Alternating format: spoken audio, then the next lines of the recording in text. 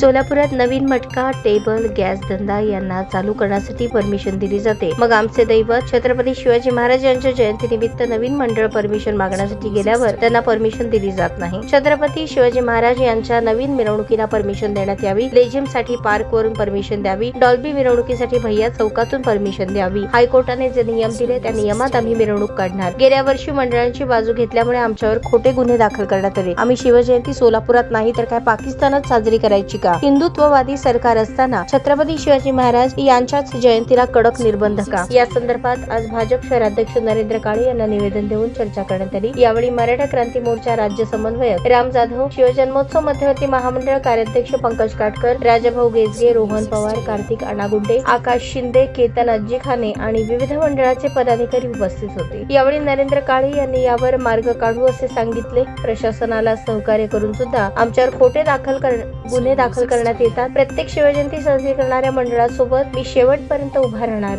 जर आमच्या मागण्या मान्य होत नसतील आणि फक्त छत्रपती शिवाजी महाराज यांच्याच जयंतीवर कडक निर्बंध करण्याचा प्रशासन ठरवत असेल तर सर्व शिवभक्तांना घेऊन मुख्यमंत्री देवेंद्र फडणवीस यांच्या घराबाहेर आत्मदहन करणार असा इशारा राज्य समन्वयक मराठा क्रांती मोर्चाचे राम जाधव यांनी दिला आहे.